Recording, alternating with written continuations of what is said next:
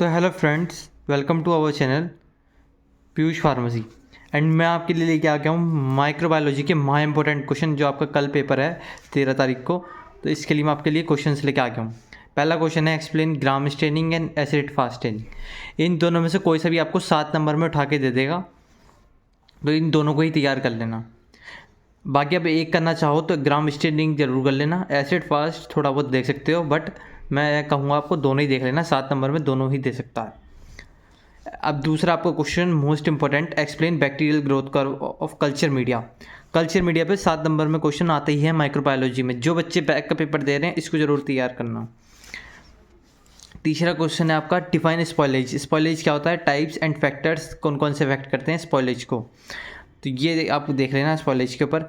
Cell culture क्या होता है, मेथड एंड एप्लीकेशन बतानी है हमें सेल कल्चर की फार्मास्यूटिकल रिसर्च में।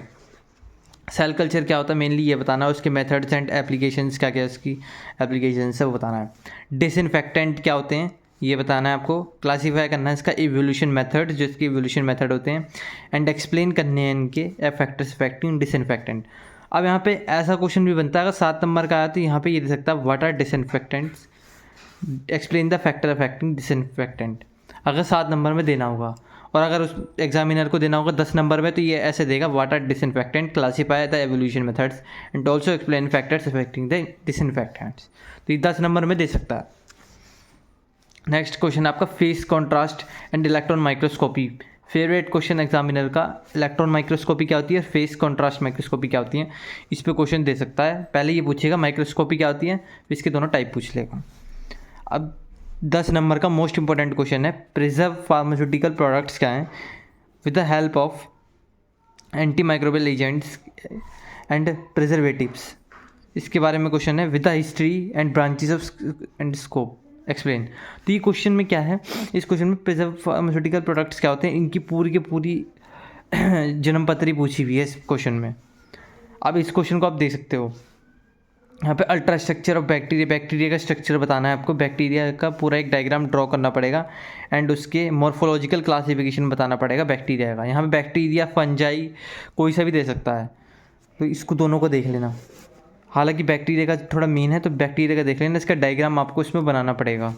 अब यहाँ पे आपका 9th क्वेश्चन आता है, एक्सप्लेन करना है detail about sterilisation physical method. Most important question यहाँ पे लिखा हुआ भी है, वेरी इंपॉर्टेंट 10 मार्क्स में। स्टरलाइजेशन क्या होता है, इसके फिजिकल मेथड स्टरलाइजेशन के, और प्रिंसिपल कौन कौन से होते हैं, एंड एप्लीकेशंस बतानी है। और ऑटोक्लेव और हॉट एयर ओवन, इसमें 2 मेथड होते हैं। ऑटोक्लेव मोस्ट इंपॉर्टेंट है, और हॉट एयर भी देख लेना, क्योंकि ये ऐसा होता है कभी कभार 2-3 बार ये पूछ लेंगे, 2-3 बार ये पूछ लेते हैं, तो दोनों में से कोई सा भी दे सकते हैं, तो रिस्क नहीं लेके। अगर बैक वाले बच्चे हो तो ऑटोक्लेव देख लेना, और जो रेगुलर बच्चे हैं वो दोनों ही देख लेना।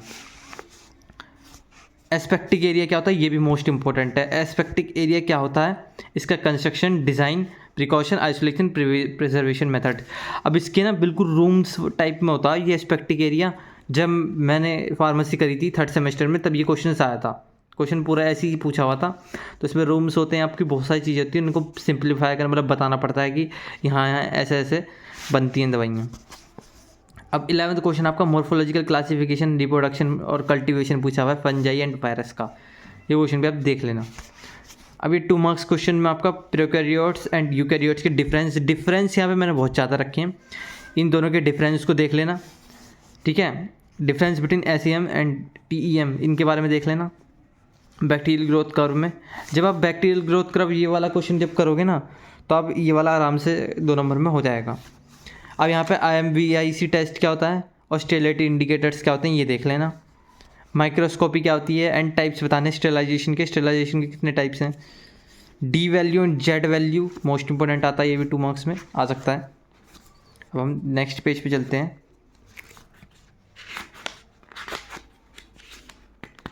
एक मिनट, आप ये देखना, यहाँ पे आपके क्वेश्चंस हैं माइक्रो के महा इंपॉर्टेंट क्वेश्चंस। 6th क्वेश्चन में आता है आपका कंटेमिनेशन सोर्स, कंटेमिनेशन की सोर्स बतानी कहाँ कहाँ से हमारी कंटेमिनेशन, मतलब कुछ फॉरेन पार्टिकल्स ऐड हो जाना। तो फॉरेन पार्टिकल्स कहाँ कैसे ऐड होती हैं वो बताने हैं एस्पेक्टिक एरिया के अंदर, जो मैंने अभी आपको क्वेश्चन बताया था। डिफरेंस बताना है किसके बीच में, बैक्टीरियोस्टेटिक एंड बैक्टीरियोसाइड के बीच में। और डिफाइन करना है हमें इस डिसइंफेक्टेंट को, डिसइंफेक्टेंट क्या होते हैं। फिर यहाँ पे आपको HEPA filter, most important, HEPA filter बहुत बार आता है, ये हेपा फिल्टर को याद कर लेना अच्छे से। हेपा फिल्टर 2 नंबर में ज़रूर पूछते हैं। और डॉप टेस्ट और रोडेक प्लेट्स भी देख लेना। रोडेक प्लेट्स तो ये छोड़ देना, चाहे डॉप टेस्ट और हेपा फिल्टर मेन ये ज़रूर पढ़ लेना।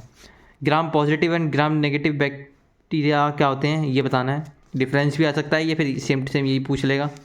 स्टेलाइजेशन क्या है, स्टेलाइजेशन के टाइप और एस्पेक्टिक एरिया। और 2 से 3 क्वेश्चन 2 मार्क्स के अपने हिसाब से देख लेना आप, ठीक है। मैंने यहाँ पे 10 ही क्वेश्चंस दिए हैं, इनमें से भी आपके 3-4 आपको वहीं पे मिल जाएंगे, ये 5 भी मिल सकते हैं। 2-3 अब आप खुद से देख लेना।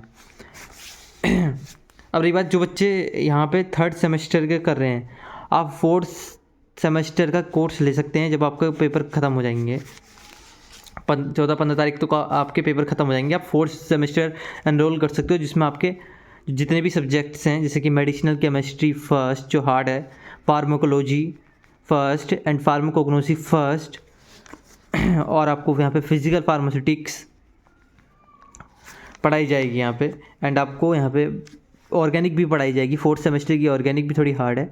तो ये 5 सब्जेक्ट पढ़ाए जाएंगे आपको। उनके आपको क्या क्या अवेलेबल होगा मैं यहीं पे बता देता हूँ, कि आपका ज़्यादा टाइम वेस्ट नहीं करूँगा। यहाँ पे आपको 2 मार्क्स क्वेश्चंस मिलेंगे और यहाँ पे आपको 7-10 मार्क्स क्वेश्चंस मिलेंगे जो आप ईजिली पढ़ सकते हो, और यूनिट वाइज नोट्स मिलेंगे।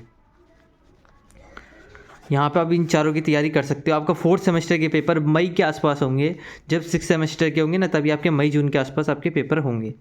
तो आप इनकी प्रैक्टिस हमारे से करा सकते हो। बस ये कोर्स को ज्वाइन करके, कोर्स के MRP ओनली 399 रुपीज़ है, इसमें आपको ये चीज़ें अवेलेबल होंगी।